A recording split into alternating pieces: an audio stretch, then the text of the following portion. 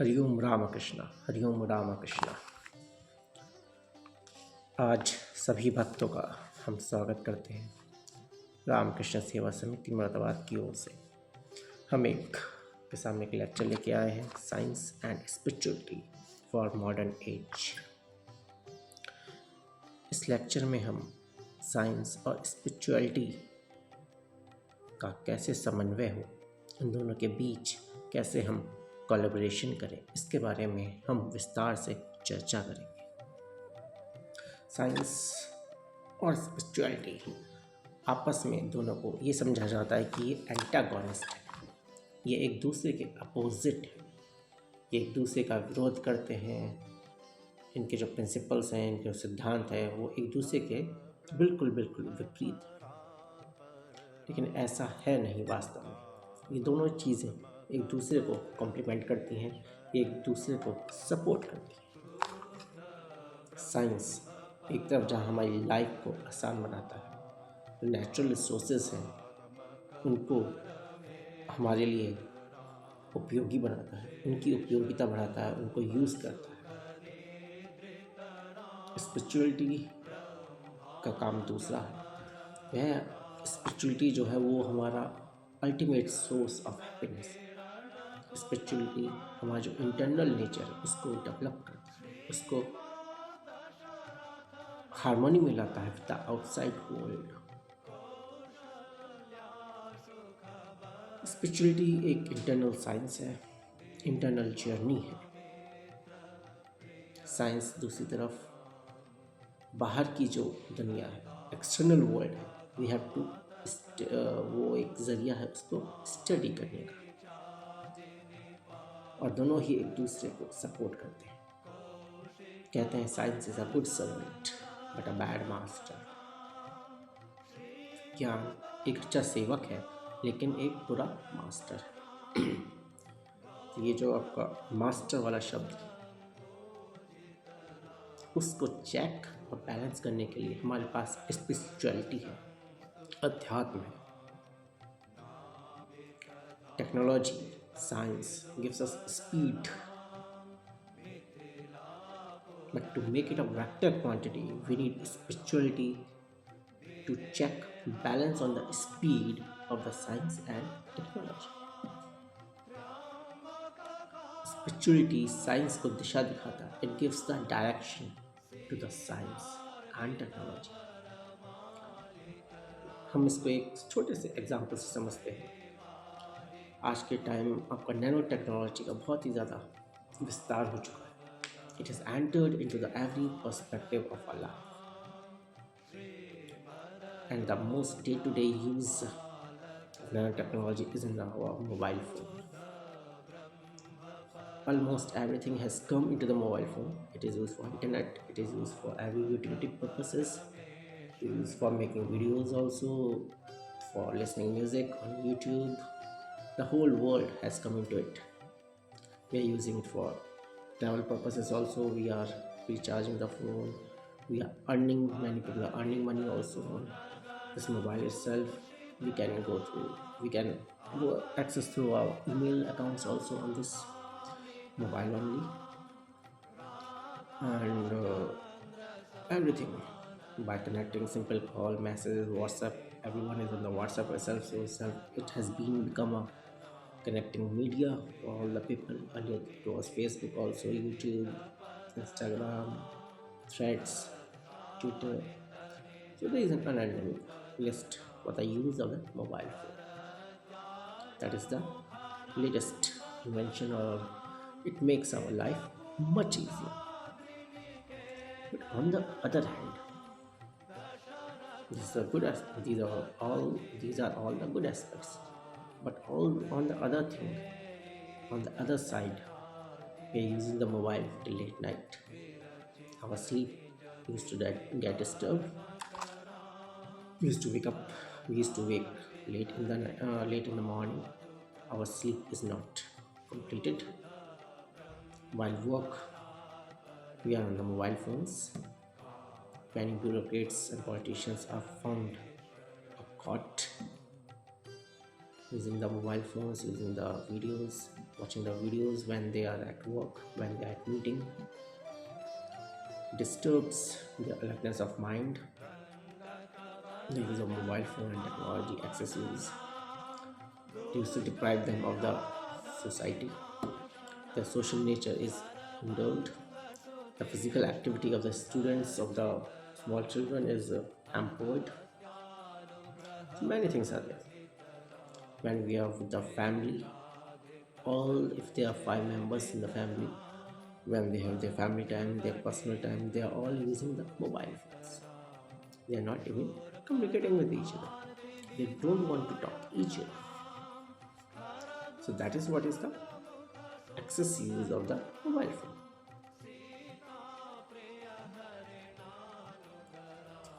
So with the help of IQ, with our intelligence, with our intellectual capacity, we are using the mobile phone. But on the other side, it is ruining our mental health, physical health, and other aspects of our life. So to check on it, to balance on it, we need discriminating power. At which end we should stop using the mobile phone. Otherwise, it shall become an addiction. And even it has become addiction. Now there have been de-addiction centers opened for the mobile technology in Australia, America, Europe. There has been a digital detox centers have been opened to treat this disease, to treat this stigma. So that is what is science has given us speed.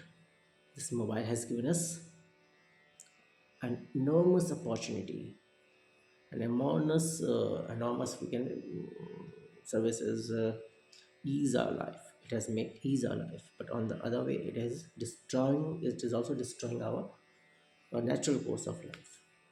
So we need to have a check and balance on the use of science and technology also. These are the digital gadgets. So we need, so science is a gives us speed, but on the other hand, spirituality or discriminating power gives us the control over it. It gives the direction to use it. We should have a proper use of the science and technology. Otherwise, it may ruin our life. It may ruin our normal course of life. Science is a great, great blessing, but it needs the support and direction of the spirituality. We are not against the science and technology. We are not against the Western science. We are not against the scientific inventions, discoveries, but we prefer only to have check and balance on the science and technology so that it cannot overpower our life. Albert Einstein himself has said that science is a good. Uh, what did he has said? He has said that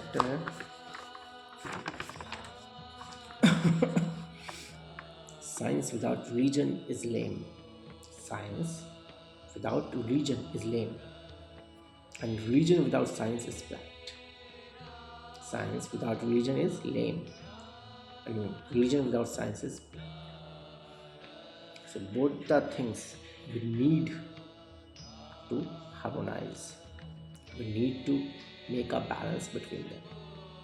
Then only science shall be a good servant and religion shall be a guiding force. Spirituality shall be a guiding force to us.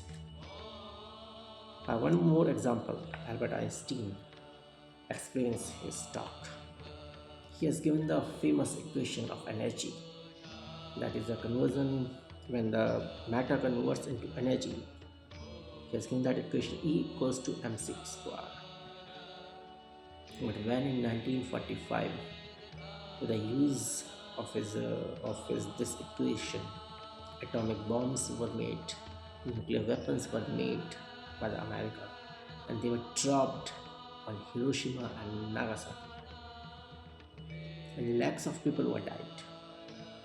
Whole cities were destroyed. many people were died, and they were for the genetic disorders were also there in the next generations. Even till now, the effects of the atomic bombing can be seen in the cities of Hiroshima and Nagasaki. At that time, Albert Einstein was very sad. He was very sad with his own discoveries.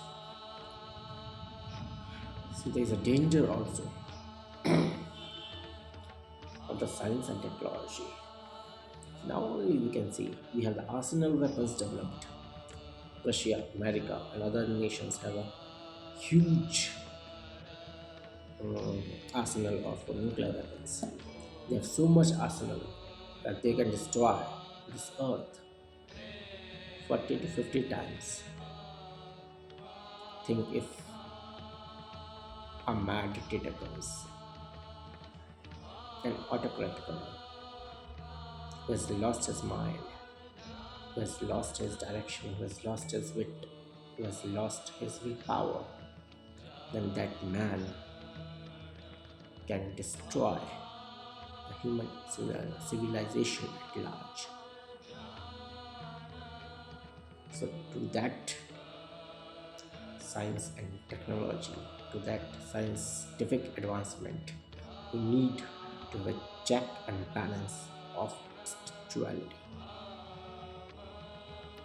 There comes the need of the science and spirituality. There needs the spirituality concepts we need to take care of them. So I hope you understand that the science and spirituality are not antagonists to each other, but they are complementary to each other. We need science as much as technology. Swami Vivekananda himself has said that what we want is Western science coupled with Vedanta, Brahmacharya as the guiding motto, and also Shraddha and faith in one's own self. That is what the message of Swami Vivekananda, that we want the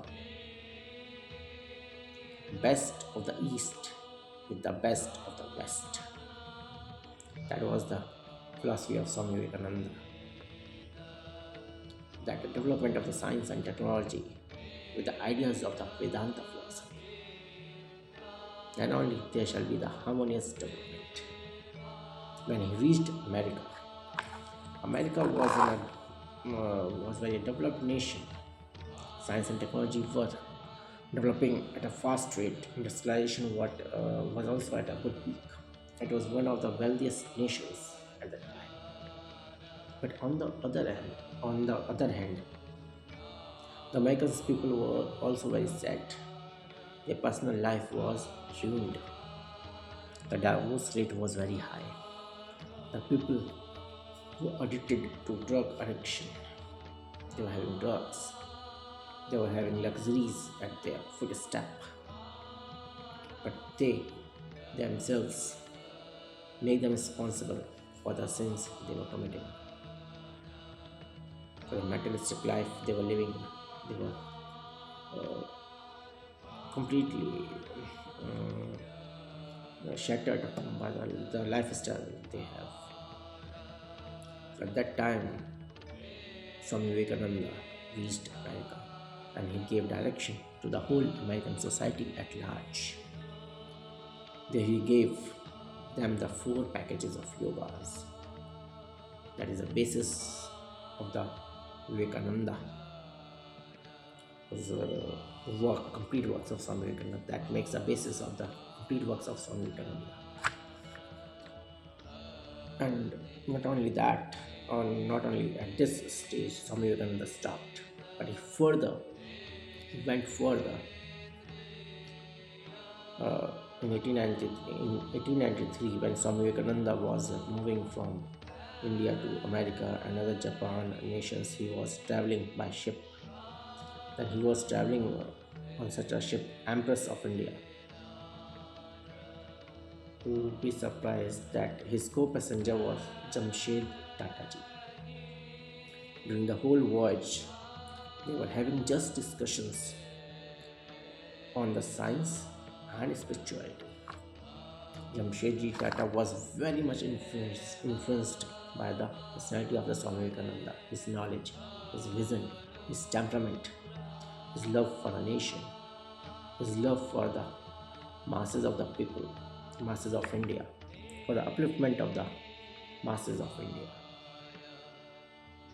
Then Swami Vivekananda gave inspiration to Jamshedji Tata that there should be a scientific institution for the research and development in India, which can bring the knowledge of the West to India, which can develop the science and technology. Research development should be there. And by his inspiration, he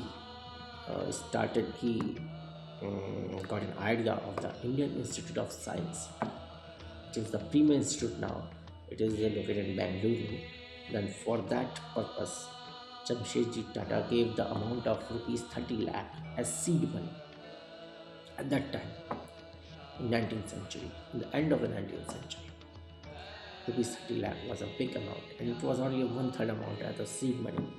Other amount need to be collected and from the different sources. And by seeing this, British government was also very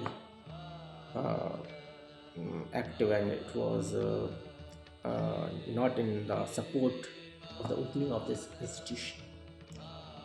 It was not liking to give permission to start the institution, since they wanted that education only which can produce clerk for them. They needed just clerk in the from the Indian society, from the Indian people. They used to give that education only, the British government. So they make many hindrances to this project. But Swami Vivekananda was also determined to open that institution on the Institute of Science of Bangalore. He was in support of that institution. Even one time he was offered to be the director of the Indian Institute of Science Bangalore, to be the leader of the institute, to be the general of that institute, but he declined that offer. And later on his instructions only, Sister Nivedita also gave her support for the opening of the institution. By then only, after the pressure from the foreign lands also, British government gave a permission to start the institution. Otherwise, it was a very difficult thing at that time, British time, to open such type of institution like that Indian Institute of Science. Now it is a premier institution all over the world for the research and development. And the alumni of the Indian Institute of Science have been Professor C.V. Raman, Dr. APJ Abdul Kalam Azad, and Vikram Sarabhai. There are many. List is unavoidable. So this is how.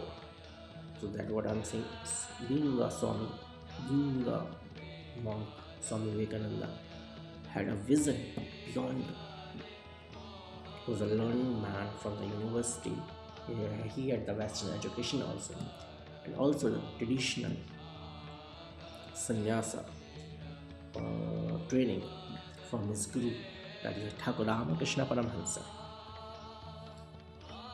So Swami Vivekananda also propagated the same thing, that is the scientific spiritualism, what is called Vaigyanik Adhyatmavad. So Vaigyanik Adhyatmavad is the need of the hour. It has been the need of the hour, and it was propagated by the Swami Vivekananda himself. What is Vaigyanik Adhyatmavad? That is a scientific spiritualism. That is a combination of the science and the combination of the technology, science and technology. So they support each other in a great degree. So we should support the science also, we should support spirituality also. They both complement each other. They give us an opportunity to unite with the external world also and to unite with the internal world also. They bring harmony in our life, they bring peace in our life.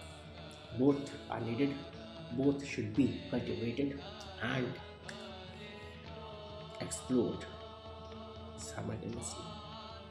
Then only we can have the fruits of the science and technology in the best way, and also the spirituality in the best manner.